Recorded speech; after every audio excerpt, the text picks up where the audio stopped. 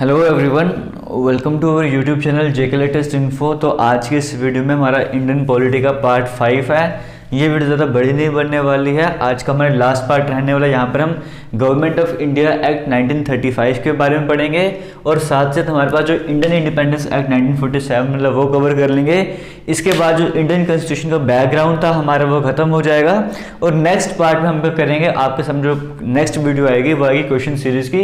अभी तक जो भी हमने 5 पार्ट कवर कर लिए हैं इस पर जितने भी क्वेश्चन बनते हैं वो सारे हम कवर करेंगे ताकि आप रिविजन कर लो एक बार और आपके जो भी कंफ्यूजन होगा वो सब कुछ क्लियर हो जाए और कोई भी डाउट होगा वो क्लियर हो जाए। इस पर्पस हम क्वेश्चन सीरीज स्टार्ट करेंगे, ठीक है। मतलब इन टॉपिक्स पर क्वेश्चन सीरीज हम डिस्कस करेंगे। अब हम स्टार्ट करते हैं आज के इस लेक्चर को। पहले हम बात करते हैं गवर्नमेंट ऑफ इंडिया 1935। नोट्स आपको हमेशा की तरह वीडियो के डिस्क्रिप्शन बॉक्स में तो नहीं मिलने वाले, सॉरी टेलीग्राम जो हमारा ग्रुप है, टेलीग्राम चैनल है हमारा जेके लेटेस्ट इन्फो के नाम से, डिस्क्रिप्शन बॉक्स में लिंक मिलेगा, वहां पे आपको नोट्स मिल जाएंगे हमेशा की तरह, ठीक है। और वो ग्रुप जरूर ज्वाइन कर लेना, वहाँ पे कुछ भी अपडेट वगैरह होगा हम सारे वहीं पे शेयर किया करेंगे।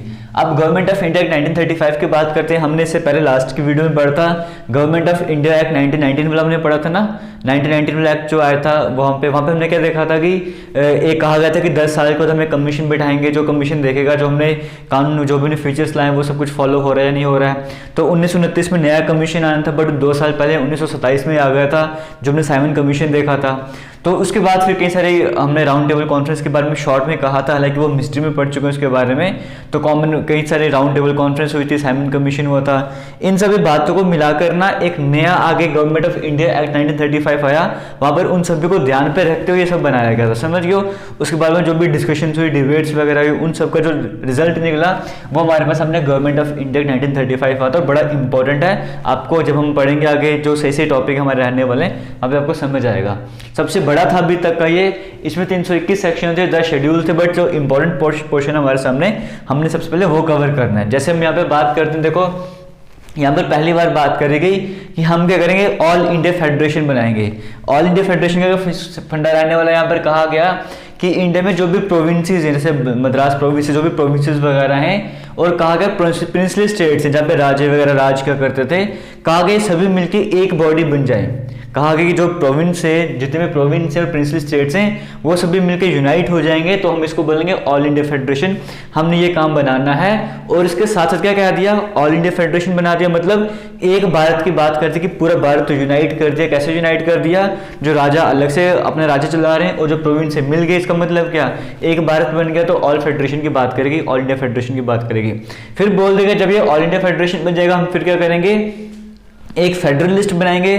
फेडरलिस्ट क्या होगी, जब जो सेंटर है ना, जो अंग्रेज वगैरह हैं, जो मतलब ब्रिटिश की बात करेंगे हम, सेंटर की बात करें हम ब्रिटिश की बात करते हैं। एक फेडरलिस्ट होगी जहाँ पे कानून वगैरह जो भी कामकाज करेगा वो कौन करेगा, वो सारा सेंटर करेगा।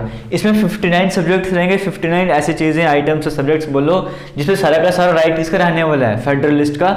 जो सेंटर है वो कंट्रोल करेगा, उस कानून वगैरह बनाएगा।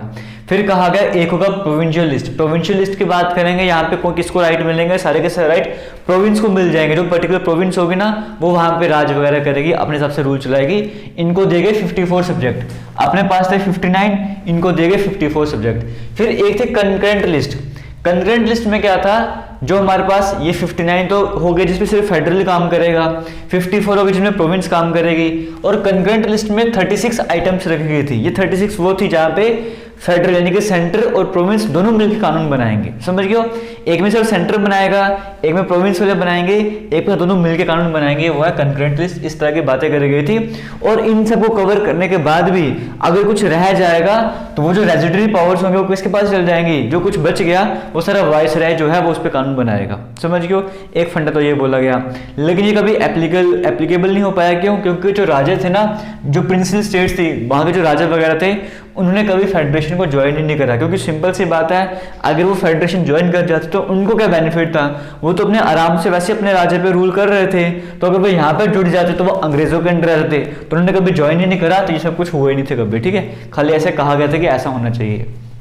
उसके बाद क्या हो गया, डायरेक्टली जो एबॉलिश कर दी गई प्रोविंस में। हमने कहा था ना प्रोविंस की बात करेंगे, प्रोविंस के आगे दो हिस्से कर दिए थे, एक ट्रांसफर वाला कर दिया था, एक रेजिड्यू वाला कर दिया था, समझ गए हो।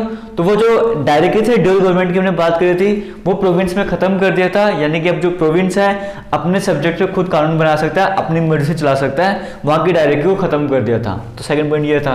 और कहा यहाँ पे रिस्पॉन्सिबल गवर्नमेंट बनेगी जो भी फैसले लेगी उसके लिए वो रिस्पॉन्सिबल भी होगी, समझ गए हो। इस तरह से फंडा कहा गया था। लेकिन जो ये डायरेक्टली की बात है एबॉलिश करी गई थी 1937 से स्टार्ट हुआ था, बट 1939 में खत्म भी हो गया था। क्लियर हो गया फंडा। ये कुछ पॉइंट्स है जो गवर्नमेंट ऑफ इंडिया 1935 के बाद आते हैं, अच्छे से कवर कर लेना। जो डायरेक्ट वाले प्रोविंस में वो करती थी ना, उसको उठा के कहां पर लेके आ गए, सेंटर में लेकर आ गए। पहले प्रोविंस में लेके आए थे, अब उसी सेम फंडे को ड्यूअल गवर्नमेंट को कहां पर लेके चले गए, सेंटर पे लेके चले गए थे। फिर हालांकि ये भी हो नहीं पाता आगे जाके। तो बाइकैमरलिज्म की बात करेंगे, हमने कहा था दो हिस्सों में बांट दिया था लेजिस्लेचर को, एक था अपर हाउस, एक था लोअर हाउस। बाइकैमरलिज्म जो 11 में से 6 प्रोविंस में आ गया था, आपके सामने नाम वगैरह लिखे हुए हैं किन किन में आ गया था वो।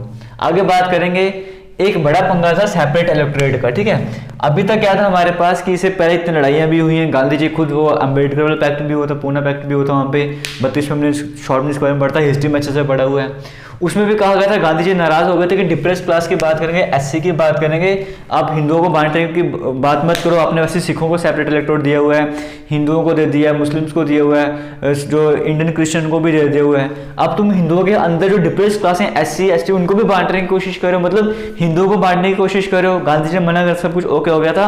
उसके बाद भी इस टाइम पे क्या किया था, सेपरेट इलेक्टोरेट डिप्रेस क्लास को दे दिया कि हाँ एससी एसटी की बात करेंगे, अगर वो किसी एरिया में मेजोरिटी में है तो वहाँ पे एससी वाला बंदा ही खड़ा होगा, वोट भी एससी वाले देंगे।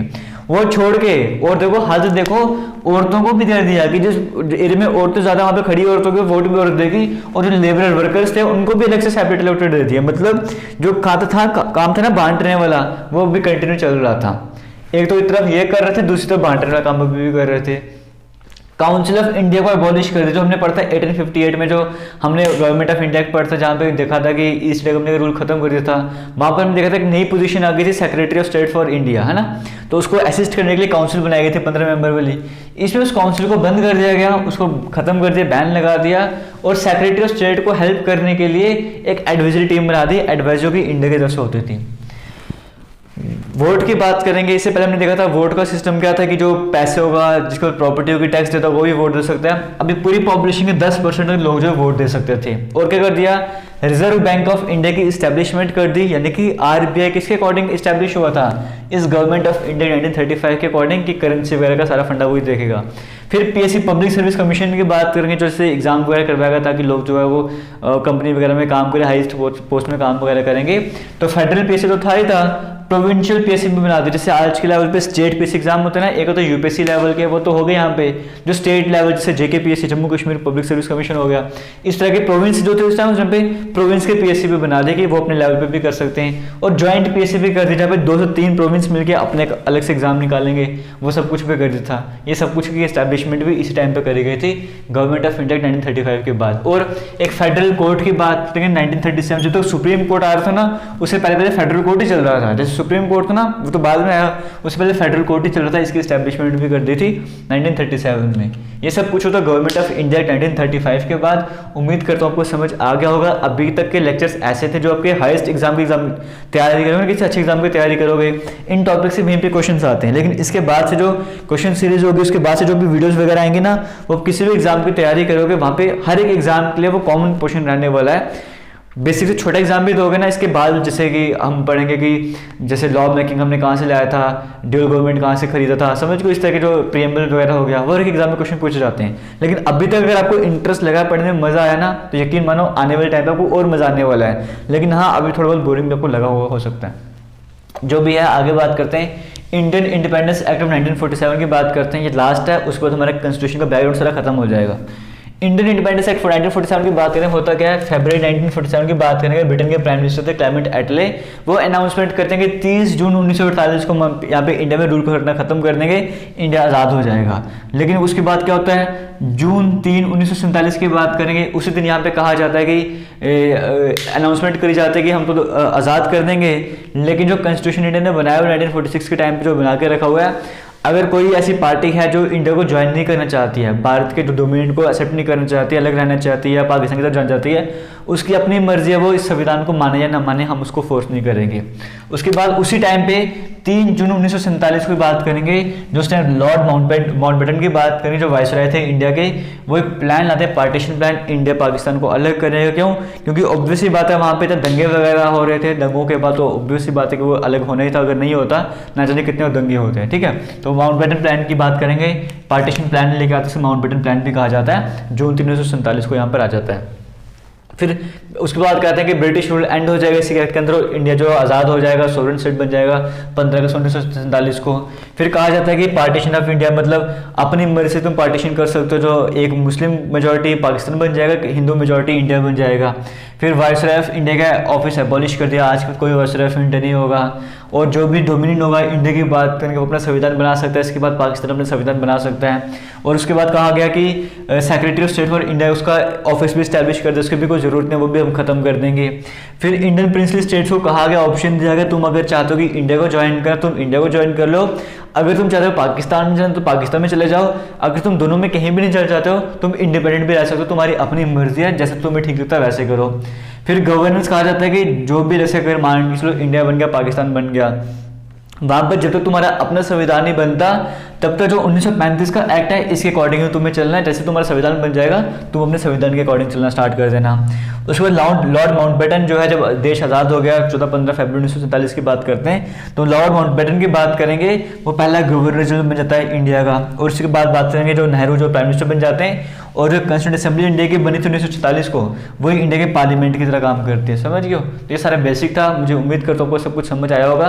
बाकी डाउट होगा तो पूछ लेना। आज की वीडियो काफ़ी लेट बन रही है, तो आपके पास क्या था कब पहुँचोगे, थोड़ा इतनी एनर्जी भी नहीं रही है अभी फिलहाल, बट जो भी थोड़ा कंप्रोमाइज़ कर लेना, और वीडियो अच्छी लगेगी तो शेयर ज़रूर कर देना। ठीक है, थैंक यू, जय हिंद।